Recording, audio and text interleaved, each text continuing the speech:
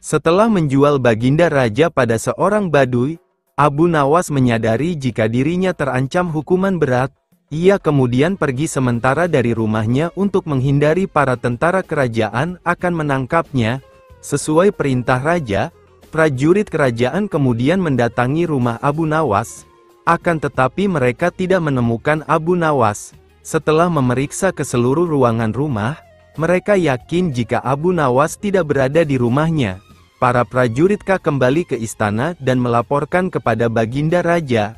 Ketika kondisi dirasa sudah cukup aman, Abu Nawas kemudian kembali ke rumahnya. Istrinya kemudian menemuinya dan berkata, "Wahai suamiku, tadi prajurit kerajaan datang kemari atas perintah Baginda untuk menangkapmu. Apa yang telah engkau perbuat?" tanya istri kepada Abu Nawas. Abu Nawas kemudian menjawab, "Ini masalah besar. Sebelumnya aku telah menjual Baginda Raja kepada seorang pedagang budak." "Apa? Engkau baru saja menjadikan Baginda Raja sebagai budak? Mengapa engkau lakukan itu?" tanya istri Abu Nawas dengan nada terkejut. "Iya, biar Baginda tahu jika di negerinya ini masih ada praktek jual beli manusia yang dilakukan oleh rakyatnya, sekalian agar ia menyadari jika menjadi budak itu sangat sengsara," jawab Abu Nawas. "Meskipun tujuanmu baik, cara itu tentu saja tidak akan diterima Baginda Raja dan Baginda pasti akan menggantung dirimu kali ini," kata istrinya. Abu Nawas mulai resah. Hanya ada satu cara untuk melepaskan diri jeratan hukuman Baginda Raja Harun al-Rasyid, pikirnya. Cara tersebut tidaklah semudah seperti yang biasa ia lakukan. Setelah lelah berpikir, Abu Nawas kemudian melaksanakan salat 2 rakaat. Selesai salat, Abu Nawas segera melaksanakan rencananya yang sudah disusun bersama istrinya. Sebelumnya ia berpesan kepada istrinya jika Baginda Raja bertanya tentangnya kepada sang istri, hendaklah ia menjawab seperti yang telah dipesankan kepadanya. Beberapa saat kemudian istri Abu Nawas berteriak histeris meronta-ronta. Tetangga yang mendengar beramai-ramai langsung mendatangi rumah Abu Nawas. Mereka kemudian bertanya kepada istri Abu Nawas, "Apa yang terjadi?" "Suamiku meninggal," jawab istri Abu Nawas sambil kembali menangis histeris. Para tetangga sangat terkejut dan juga ada yang ikut menangis histeris karena begitu menyukai Abu Nawas.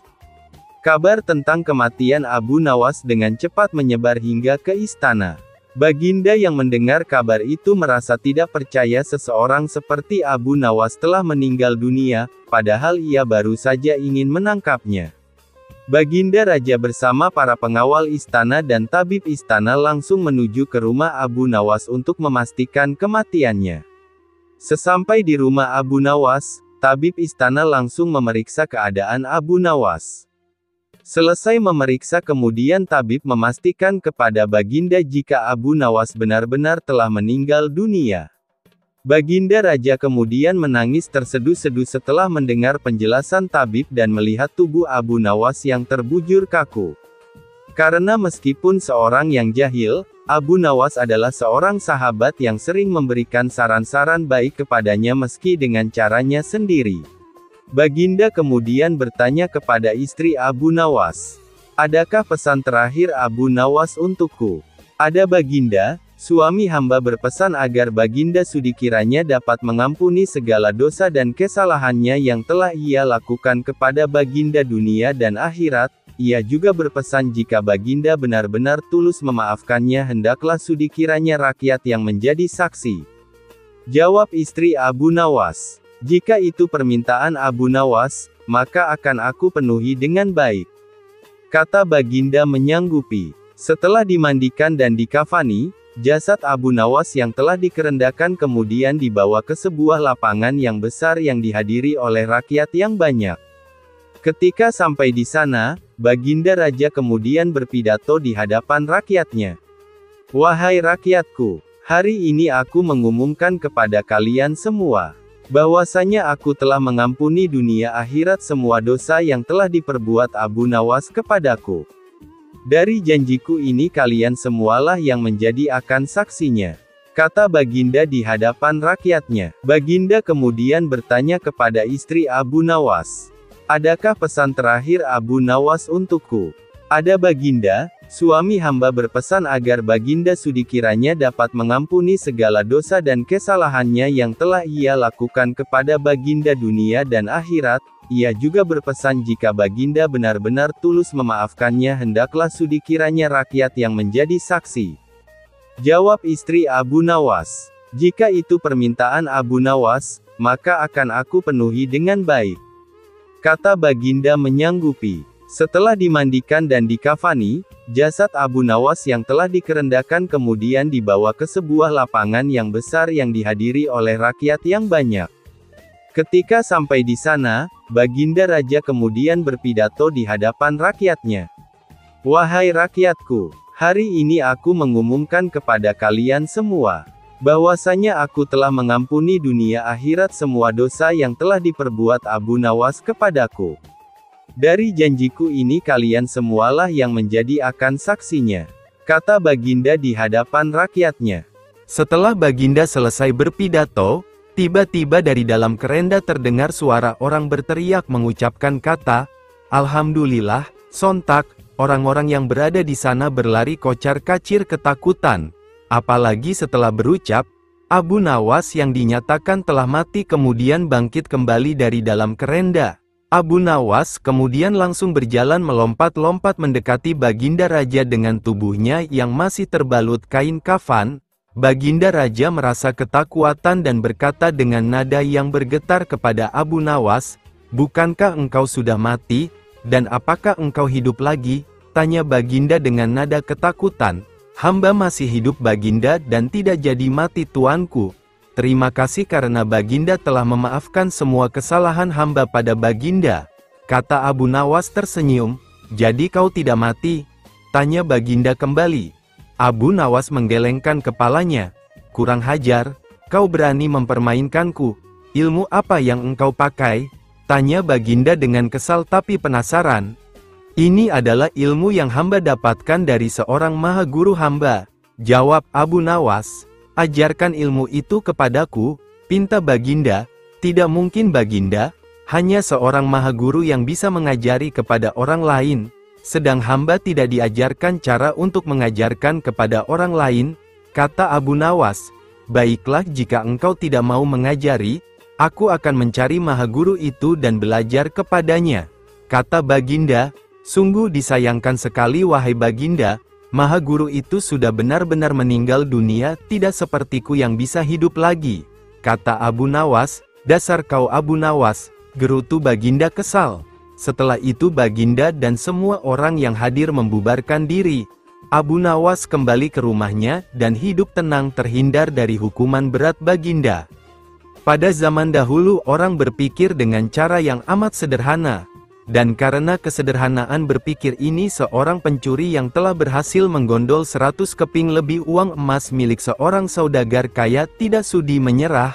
Hakim telah berusaha keras dengan berbagai cara tetapi tidak berhasil menemukan pencurinya. Karena merasa putus asa pemilik harta itu mengumumkan kepada siapa saja yang telah mencuri harta miliknya merelakan separuh dari jumlah uang emas itu menjadi milik sang pencuri bila sang pencuri bersedia mengembalikannya. Tetapi pencuri itu malah tidak berani menampakkan bayangannya. Kini kasus itu semakin rumit tanpa penyelesaian yang jelas. Maksud baik saudagar kaya itu tidak mendapat tanggapan-tanggapan yang sepantasnya dari sang pencuri. Maka tidak bisa disalahkan jika saudagar itu mengadakan sayembara yang berisi barang siapa yang berhasil menemukan pencuri uang emasnya, ia berhak sepenuhnya memiliki harta yang dicuri. Tidak sedikit orang yang mencoba tetapi semuanya kandas. Sehingga pencuri itu bertambah merasa aman tenteram karena ia yakin jati dirinya tak akan terjangkau.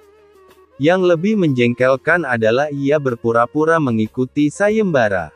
Tidak berlebihan bila dikatakan bahwa menghadapi orang seperti ini bagaikan menghadapi jin. Mereka tahu kita, sedang kita tidak. Seorang penduduk berkata kepada hakim tersebut, "Mengapa Tuan Hakim tidak minta bantuan Abu Nawas saja? Bukankah Abu Nawas sedang tidak ada di tempat?" Kata hakim itu balik bertanya, "Kemana dia?" Tanya orang itu. "Ke Damaskus," jawab hakim.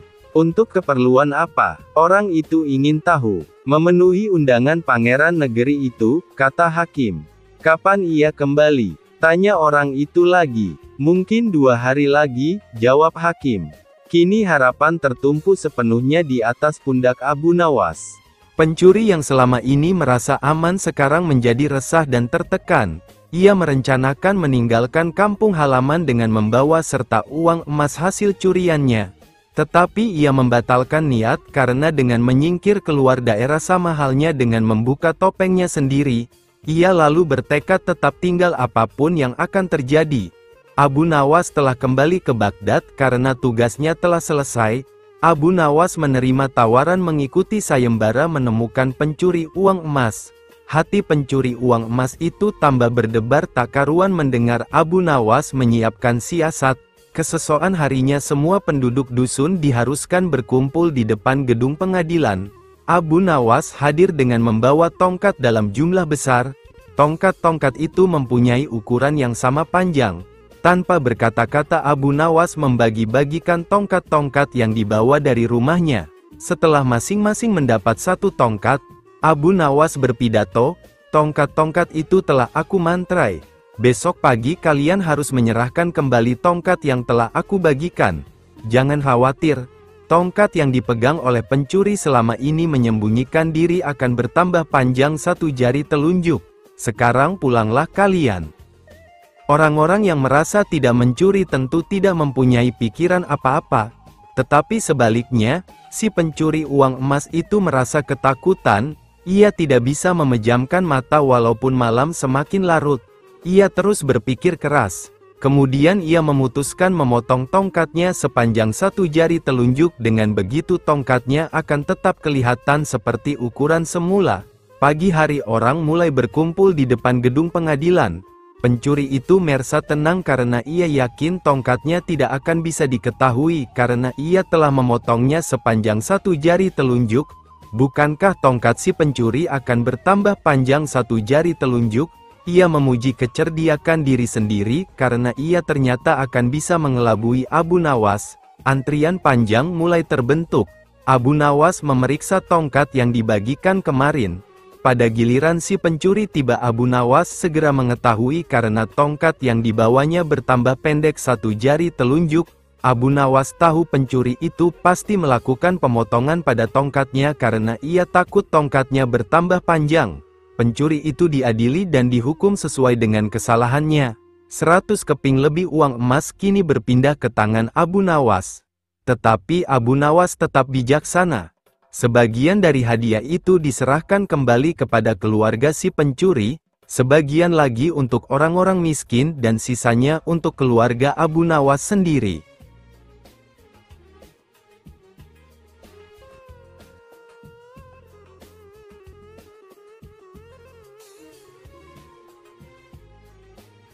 Al-Kisah, pada suatu malam dalam tidurnya Baginda Raja Harun al-Rasyid bermimpi bertemu seorang lelaki tua. Dalam mimpinya laki-laki itu tua berpesan kepadanya jika negeri yang dipimpinnya akan ditimpa musibah. Oleh sebab itu, agar dapat menghindari bencana itu ia harus mengusir seorang penduduk negerinya yang bernama Abu Nawas. Esoknya setelah ia terbangun Baginda Raja mulai gelisah hatinya mengingat mimpi yang dialami semalam. Ia kemudian memerintahkan kepada pesuruhnya untuk menghadirkan Abu Nawas ke istana. Tatkala Abu Nawas telah berada di istana, Baginda kemudian berkata kepada Abu Nawas, "Hai Abu Nawas, semalam aku bermimpi yang sangat aneh dan aku merasakan jika mimpi itu adalah suatu pertanda buruk bagi negeriku. Dalam mimpiku aku bertemu seorang laki-laki tua yang memakai pakaian serba putih. Ia mengatakan kepadaku jika negeri ini akan ditimpa bencana yang sangat besar.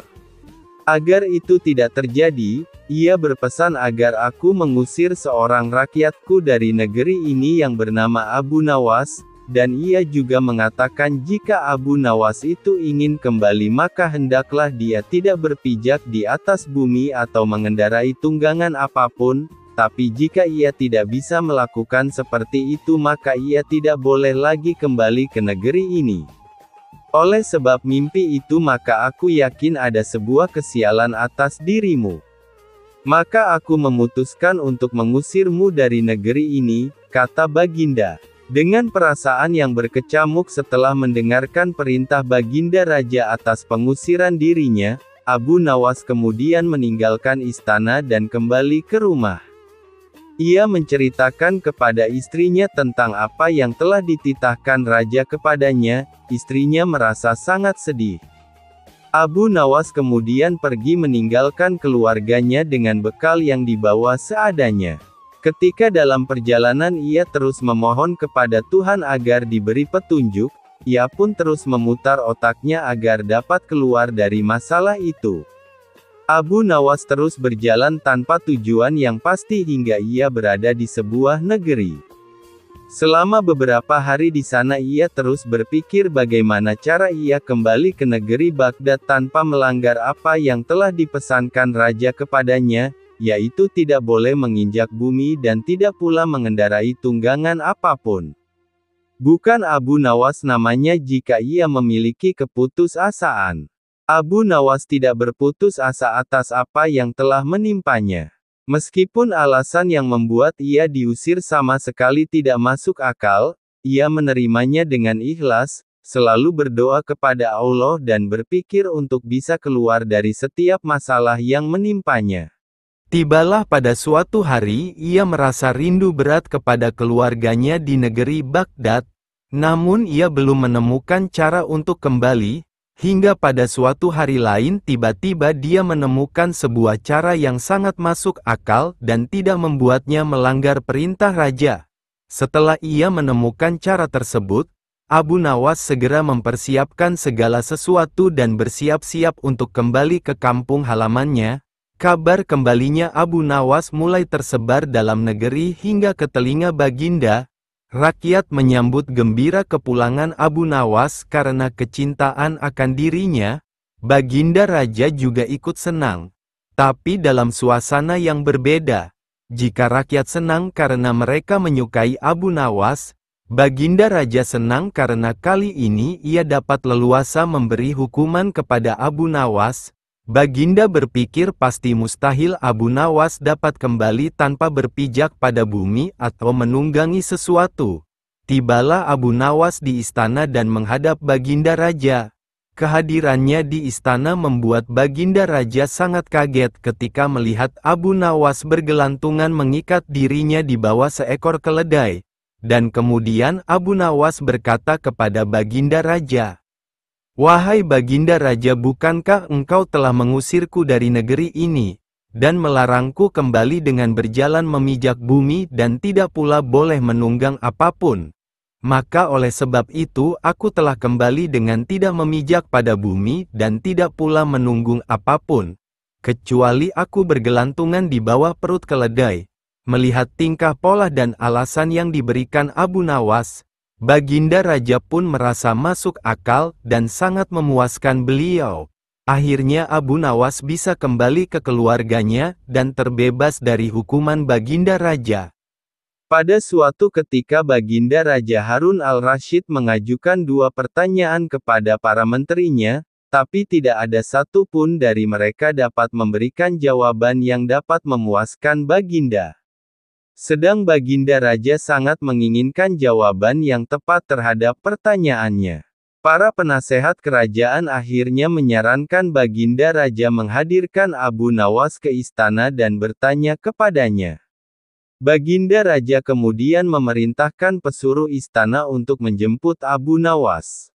Ia pun tiba dan menghadap Baginda. Baginda bertanya kepada Abu Nawas, "Wahai Abu Nawas, akhir-akhir ini aku susah tidur karena dibayang-bayangi oleh keingintahuanku menyingkap 2 rahasia alam.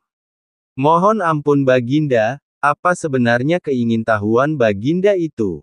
Bolehkah Baginda memberitahukannya kepada hamba?" tanya Abu Nawas. "Pertama, di manakah sebenarnya letak batas jagat raya ciptaan Allah?" Baginda mulai mengutarakan pertanyaannya. Abu Nawas menjawab, "Di dalam pikiran, wahai Baginda, Baginda yang mulia, Sesungguhnya ketidakterbatasan itu ada karena keterbatasan, dan keterbatasan itu ada di dalam pikiran manusia. Oleh sebab itu, kita tidak akan mengetahui di mana letak batas jagat raya ciptaan Allah, karena sesuatu dengan keterbatasan tidak dapat melampaui ketidakterbatasan. Mendengar penjelasan Abu Nawas, Baginda Raja merasa puas dan kembali mengajukan pertanyaan kedua. Wahai Abu Nawas, manakah jumlahnya yang lebih banyak antara ikan-ikan di laut dengan bintang-bintang di langit? Tanya Baginda. Lebih banyak ikan-ikan di laut ya Baginda. Jawab Abu Nawas. Apa alasannya engkau mengatakan begitu? Wahai Abu Nawas, tanya Baginda kembali. Abu Nawas kemudian menjawab, mohon maaf Baginda yang mulia. Bukankah setiap hari kita menangkap ikan di laut bahkan dalam jumlah yang sangat besar? Tapi ikan-ikan itu tetap saja tidak berkurang. Sedang bintang-bintang di langit juga berjumlah banyak. Tapi kita tidak pernah melihatnya rontok dan tetap pada tempatnya. Maka dengan telah terjawabnya kedua pertanyaan Baginda Raja itu, hilanglah rasa penasarannya. Abu Nawas kemudian diberikan hadiah atas jasanya.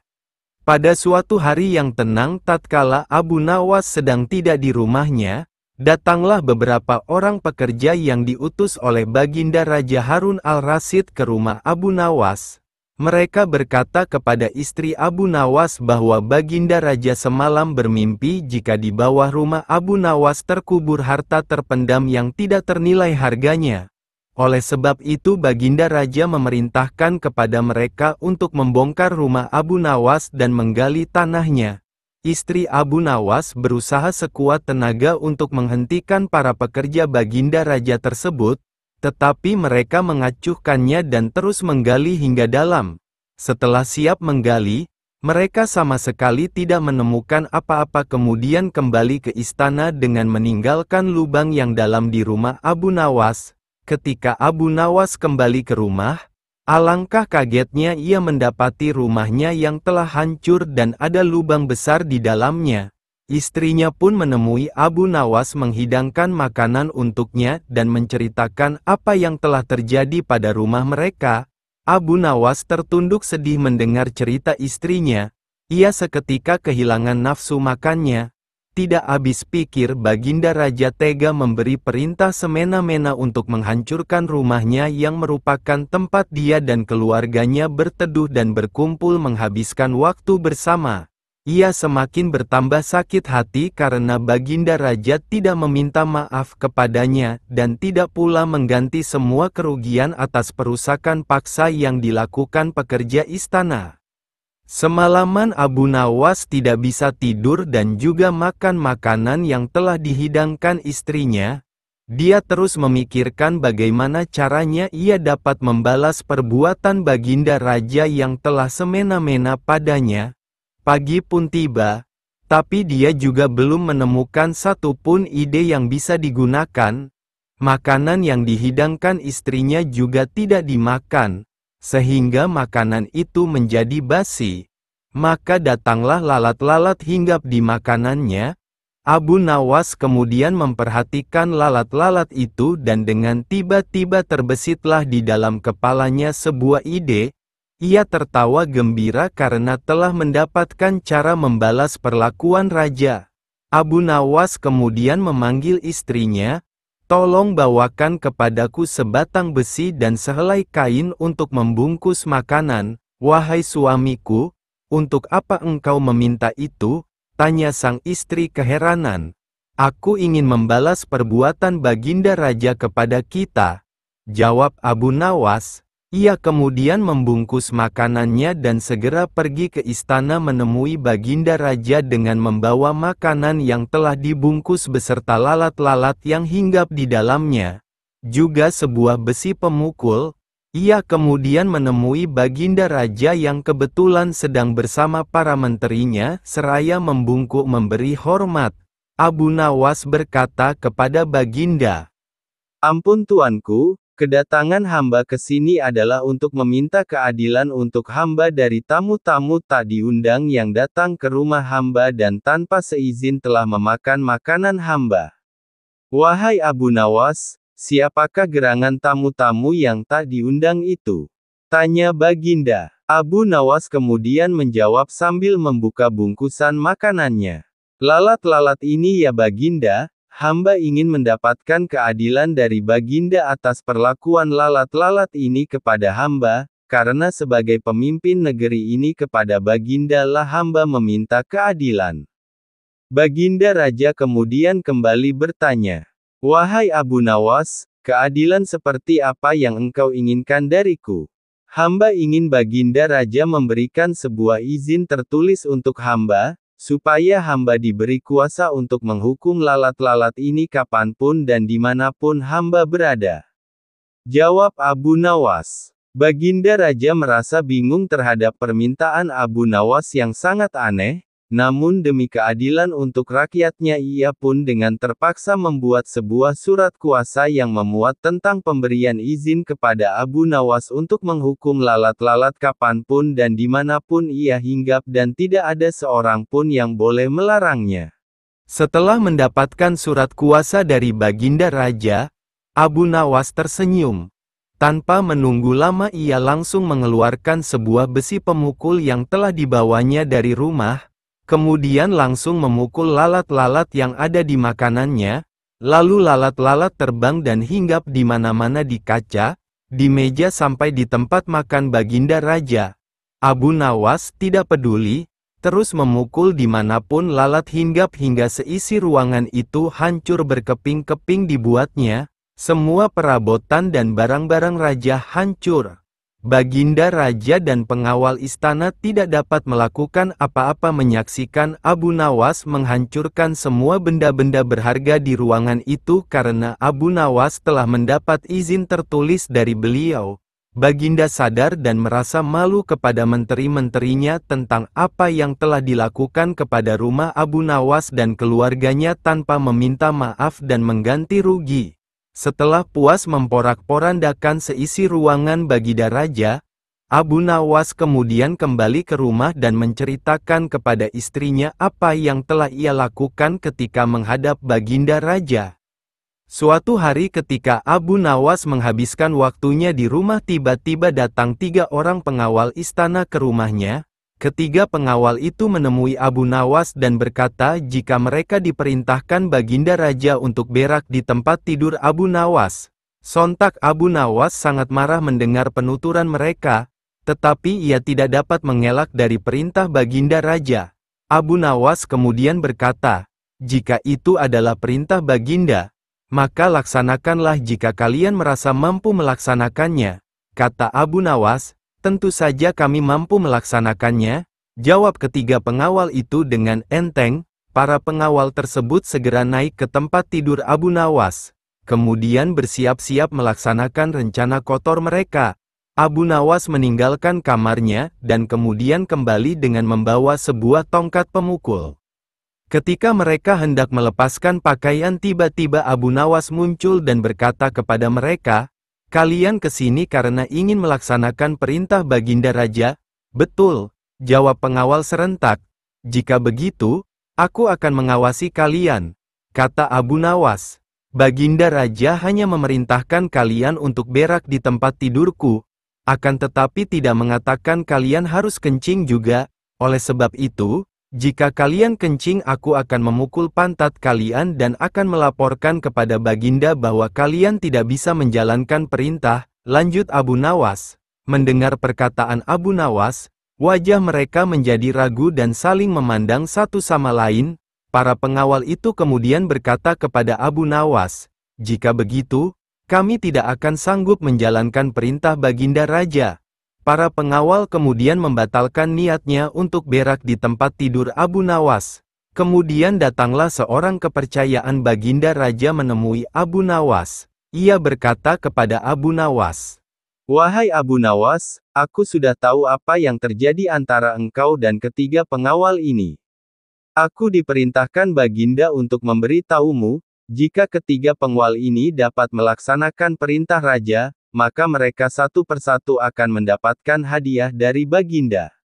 Tetapi jika mereka tidak berhasil, maka hadiah mereka akan jatuh ke tanganmu semuanya dan engkau boleh menghukum para pengawal ini.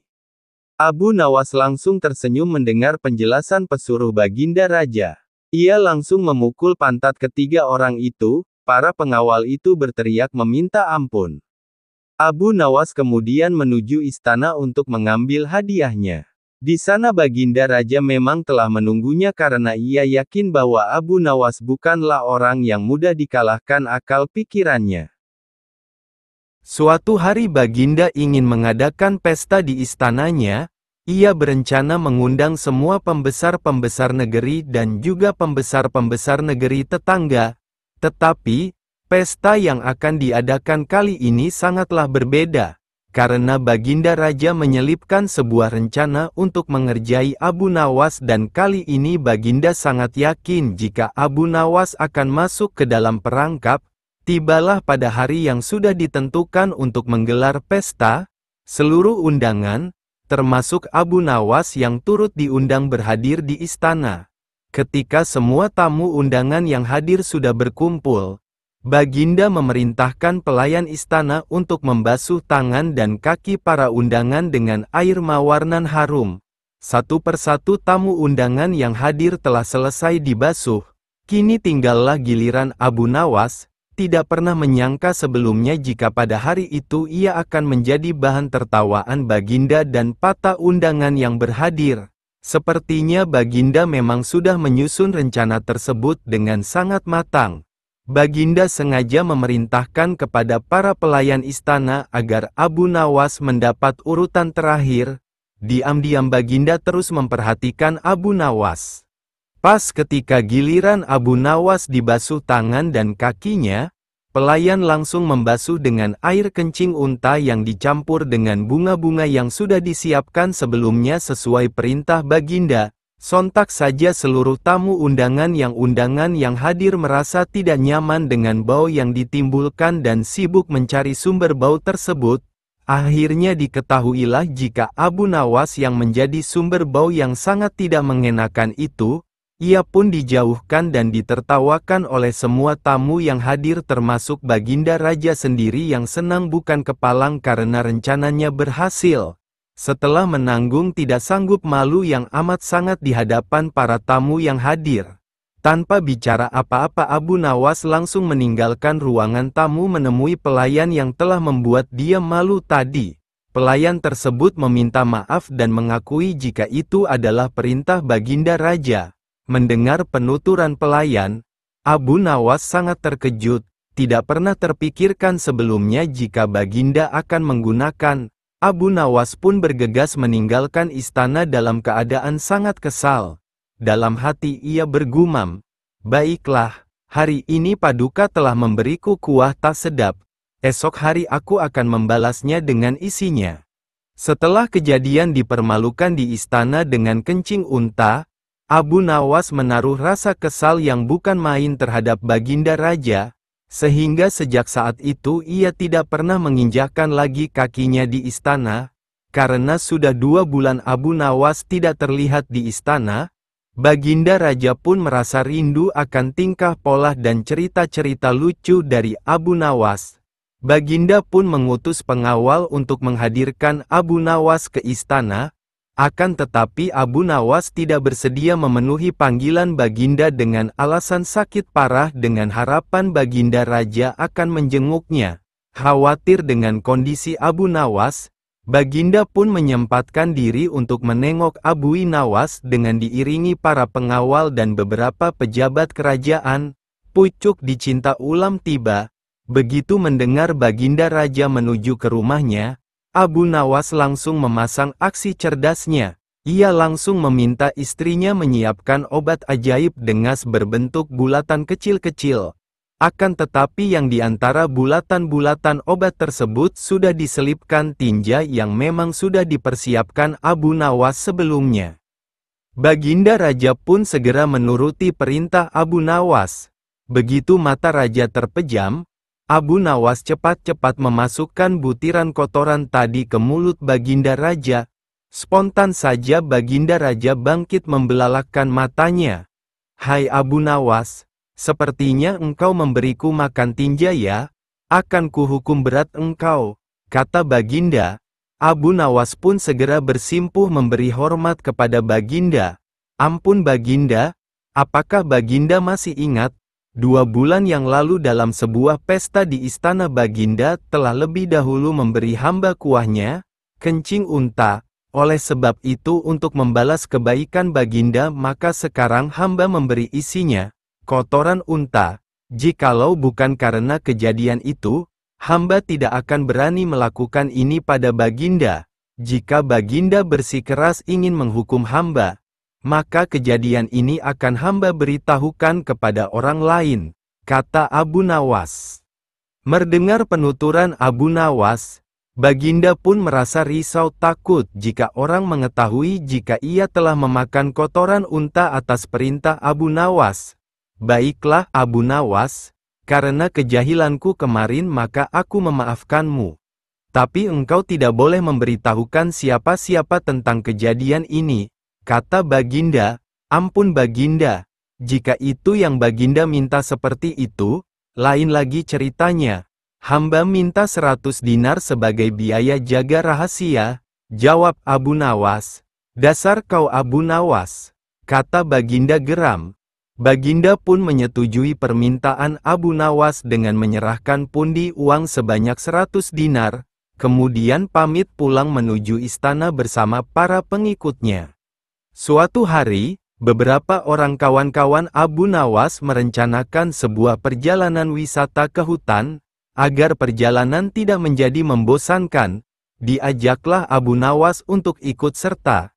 Setelah menemui kata sepakat, berangkatlah mereka beramai-ramai ke rumah Abu Nawas. Sesampainya di rumah Abu Nawas, mereka pun menceritakan maksud dan tujuan kedatangan mereka. Abu Nawas setuju dengan ajakan mereka dan mereka pun langsung berangkat dengan menunggangi keledai masing-masing. Sambil sesekali bercanda ria, tidak terasa perjalanan sudah jauh dari pemukiman penduduk.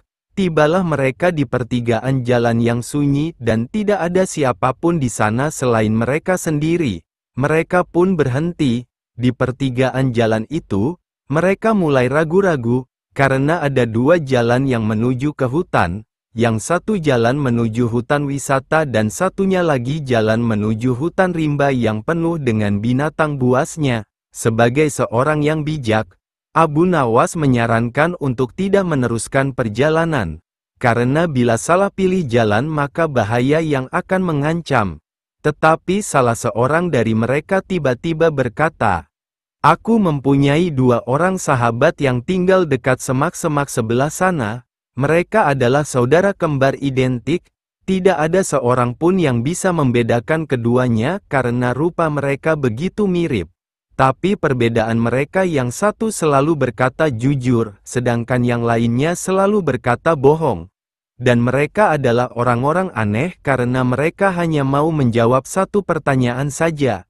Apakah engkau bisa mengenali salah satu dari mereka yang selalu berkata benar?" tanya Abu Nawas. "Tidak," jawab kawan Abu Nawas singkat. "Baiklah kalau begitu kita beristirahat sejenak," usul Abu Nawas. Mereka pun beristirahat sambil menyantap bekal yang sudah disediakan. Seusai makan mereka berangkat menuju ke rumah yang dihuni 2 orang kembar bersaudara itu. Setelah pintu dibuka, maka keluarlah salah seorang dari 2 orang kembar bersaudara itu. "Maaf, aku sangat sibuk hari ini. Engkau hanya boleh mengajukan 1 pertanyaan saja, tidak boleh lebih," katanya. Kemudian Abu Nawas menghampiri orang itu dan berbisik. Orang itu pun juga menjawab dengan cara berbisik pula kepada Abu Nawas. Abu Nawas mengucapkan terima kasih dan segera mohon diri. "Hutan yang kita tuju melewati jalan sebelah kanan," kata Abu Nawas mantap kepada kawan-kawan. "Bagaimana kau bisa memutuskan harus menempuh jalan sebelah kanan? Sedangkan kita tidak tahu apakah orang yang kita tanya itu orang yang selalu berkata benar atau yang selalu berkata bohong." Tanya salah seorang dari mereka. "Karena orang yang kutanya menunjukkan jalan yang sebelah kiri," kata Abu Nawas. Karena masih belum mengerti juga, maka Abu Nawas menjelaskan. Tadi aku bertanya, apa yang akan dikatakan saudaramu bila aku bertanya jalan yang mana yang menuju hutan yang indah? Bila jalan yang benar itu sebelah kanan dan bila orang itu kebetulan yang selalu berkata benar maka ia akan menjawab, jalan sebelah kiri, karena ia tahu saudara kembarnya akan mengatakan jalan sebelah kiri sebab saudara kembarnya selalu berbohong. Bila orang itu kebetulan yang selalu berkata bohong, maka ia akan menjawab, jalan sebelah kiri, karena ia tahu saudara kembarnya akan mengatakan jalan sebelah kiri sebab saudara kembarnya selalu berkata benar. Mendengar penjelasan Abu Nawas, barulah kawan-kawan mengerti. Mereka pun segera berangkat menuju hutan wisata tujuan mereka.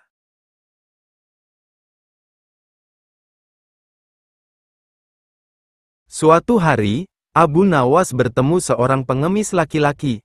Pengemis itu meminta makanan karena sudah lama tidak makan. Namun, Abu Nawas tidak memberikannya tetapi ia mengajukan beberapa pertanyaan kepada pengemis itu. "Kenapa engkau mengemis? Apa engkau tidak mempunyai pekerjaan?" tanya Abu Nawas. "Maaf Tuan, saya sudah lama mencari pekerjaan, tapi belum juga ada yang mau menerima saya bekerja," jawab pengemis itu. "Jika ku beri pekerjaan, apakah engkau mau bekerja meskipun pekerjaan itu berat?" tanya Abu Nawas. "Mau Tuan, yang penting halal," jawab si pengemis. Abu Nawas segera mengajak pengemis itu menemui seorang sahabat untuk diberi pekerjaan. Pengemis itu akhirnya mendapat pekerjaan. Ia diminta mencabuti rumput di kebun sahabat Abu Nawas. Pengemis itu merupakan seorang pekerja yang sangat rajin dan tangkas. Dalam waktu singkat saja, pekerjaannya pun selesai. Sahabat Abu Nawas sangat kagum dengan pekerjaan pengemis tersebut. Ia pun berpikir untuk memberikan pekerjaan yang lebih serius untuk pengemis tersebut. Ia memberi pekerjaan baru untuk pengemis tersebut. Pekerjaan memisahkan satu keranjang kurma menjadi 3 bagian. Akan tetapi ia lupa menjelaskan kepada pengemis tersebut apa yang harus dilakukan, yaitu memisahkan kurma bagus, kurang bagus dan kurma yang busuk. Ia hanya memberikan satu keranjang besar penuh kurma dan 3 keranjang kecil yang kosong, lalu pergi meninggalkan pengemis tersebut. Keesokan harinya, Abu Nawas datang ke rumah sahabatnya untuk menanyakan kabar dari pengemis tersebut. Ia pun menjelaskan bahwa pengemis itu sangat rajin dan terampil mencabut rumput di kebun sehingga dirinya menyimpulkan bahwa pengemis itu adalah pekerja yang baik. Maka dari itu ia memberikan pekerjaan yang lebih serius kepadanya. "Sekarang dia bekerja apa?" tanya Abu Nawas. "Tadi malam saya suruh untuk memisahkan kurma-kurma menjadi 3 bagian. Mari kita ke sana untuk melihatnya. Tentu sudah selesai pekerjaannya itu," kata sahabat. Tidak lama kemudian, keduanya pun sangat kaget ketika melihat pengemis itu tidur dengan pulas, sedang pekerjaan yang diperintahkan sama sekali tidak dikerjakan. Sahabat Abu Nawas merasa kesal dan segera membangunkan si pengemis tersebut. "Kenapa engkau tidak menyelesaikan pekerjaanmu yang semalam?" tanya sahabat. "Maaf Nuan, kalau hanya memindahkan kurma, sesungguhnya itu mudah, yang sulit adalah membuat keputusan mana kurma yang baik, kurang baik dan busuk, karena saya tidak diberitahu sebelumnya," jawab pengemis. "Sungguh itu tidak terpikirkan olehku," kata sahabat Abu Nawas. Abu Nawas pun tersenyum melihat kejadian itu. Ia pun menegur sahabatnya karena hanya bisa memberikan tugas saja, tapi tidak memberi penjelasan dengan baik. Suatu ketika, Abu Nawas berkeinginan ingin menunjukkan sesuatu kepada Baginda Raja Harun ar-Rasyid. Abu Nawas bertekad untuk menjadikan Baginda Raja sebagai budak dan menjualnya kepada seseorang. Hal ini dilakukan Abu Nawas tidak lain adalah agar Baginda Harun al-Rasyid dapat mengetahui jika di negerinya masih terdapat praktek jual beli manusia yang dijadikan budak. Abu Nawas segera berangkat menuju istana menemui Baginda Raja. Ketika tiba di istana, ia mulai mengutarakan maksud kedatangannya kepada Baginda Raja. Abu Nawas berkata, "Ampun Baginda, Hamba ingin mengatakan sesuatu yang mungkin Baginda tertarik untuk mengetahuinya. Katakanlah wahai Abu Nawas, kata Baginda penasaran. Abu Nawas kemudian menjawab, jika Baginda ingin mengetahuinya maka hendaklah Baginda ikut dengan hamba dan mengikuti apa yang hamba katakan. Kemudian Baginda harus menyamar menjadi rakyat biasa agar tidak diketahui. Kenapa harus seperti itu? Tanya Baginda. Itu jika Baginda benar-benar ingin melihatnya, jika Baginda tidak mau tidak apa-apa, kata Abu Nawas. Karena rasa penasaran yang begitu besar, Baginda kemudian mengikuti perkataan Abu Nawas dan segera bersiap-siap. Beliau menyamar sebagai rakyat biasa agar tidak ada orang yang mengenalinya. Abu Nawas dan Baginda segera berangkat menuju suatu tempat yang jauh. Setibanya di sebuah hutan, Abu Nawas mengajak Baginda untuk beristirahat di bawah sebatang pohon dan meminta Baginda agar menunggunya di sana. Sementara itu Abu Nawas pergi ke suatu tempat yang tidak begitu jauh menemui seorang badui yang bekerja sebagai tukang jual beli budak. Setelah Abu Nawas mengutarakan maksudnya, badui itu kemudian mengajak Abu Nawas untuk melihat calon budak yang akan dijual tersebut secara langsung. Akan tetapi Abu Nawas menolaknya dan menyarankan agar melihatnya dari jarak jauh saja. Abu Nawas beralasan jika ia tidak tega menjual budak itu di hadapannya secara langsung karena calon budak itu merupakan teman dekatnya.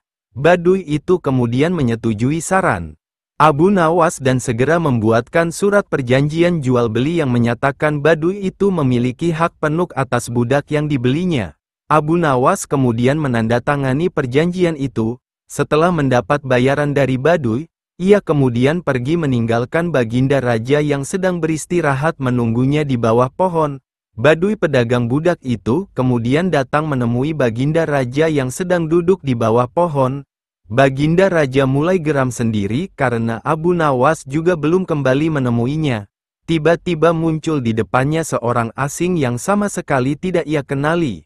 Baginda kemudian bertanya kepada orang asing tersebut, "Siapakah engkau?" Tanya Baginda. "Aku adalah tuanmu sekarang," jawab pedagang budak yang tidak mengenali Baginda Raja. Baginda Raja kaget mendengar jawabannya, kemudian kembali bertanya, "Apa yang engkau katakan dan apa tujuanmu mengatakan seperti itu?" Tanya Baginda dengan marah.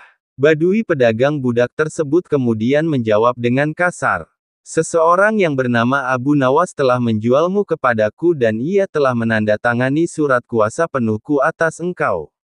Baginda pun kaget mendengarnya, kemudian berkata, "Apa, Abu Nawas telah menjualku kepadamu?"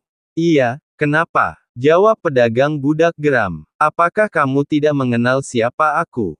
tanya Baginda. "Aku tidak perlu tahu, yang jelas aku sudah membelimu dan sekarang engkau telah menjadi budakku," jawab badui itu. Si badui pedagang budak yang sudah sangat geram, kemudian menyeret Baginda Raja karena terlalu banyak bicara dan membawa ke tempatnya untuk dipersiapkan dan dijual kembali. Ketika sampai di rumah, badui tersebut memberikan Baginda sebilah kapak dan memerintahkan Baginda untuk membelah kayu yang sudah menumpuk di belakang rumahnya. Dengan hati kesal Baginda Raja mulai mengerjakan perintah badui tersebut dalam terik matahari. Namun Baginda Raja tidak mengetahui cara membelah kayu dan memegang kapak dengan benar seperti yang dilakukan orang biasa. Melihat keadaan itu, badui tersebut kemudian memarahi Baginda Raja, "Dasar budak bodoh, bagaimana bisa pekerjaan semudah itu tidak bisa engkau lakukan? Menyesal aku membelimu," kata badui itu marah. Badui itu kemudian memberikan contoh cara memegang kapak dan membelah kayu yang benar kepada Baginda Raja. Akan tetapi Baginda tetap tidak bisa melakukannya dengan benar. Badui tersebut kemudian kembali memaki-maki Baginda Raja. Karena sudah tidak tahan dengan makian si badui, dengan nada marah Baginda Raja kemudian mengatakan kepada si badui, "Hai badui, aku sudah tidak sanggup melakukan ini," kata Baginda. Mendengar budaknya yang tidak patuh, badui tersebut marah dan memukuli Baginda Raja hingga terjatuh. Baginda Raja menjerit kesakitan dan berteriak kepada si badui, "Hai badui, berhentilah memukuliku, aku ini adalah rajamu." kata Baginda sembari menunjukkan tandanya. Baduy itu sangat terkejut. Ia tidak percaya kalau budak yang dibeli adalah Baginda Raja.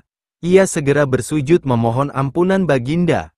Karena ketidaktahuannya, Baginda Raja kemudian mengampuninya dan memerintahkan ia agar berhenti dari pekerjaannya, jika tidak ia akan dihukum berat. Baginda Raja kemudian kembali ke istana. Ia sangat murka kepada Abu Nawas yang meskipun telah menunjukkan kepadanya akan perilaku sebagian rakyatnya di luar istana, akan tetapi cara yang dilakukan Abu Nawas dengan menjualnya sangat tidak pantas ia terima. Baginda berjanji akan menghukum berat Abu Nawas.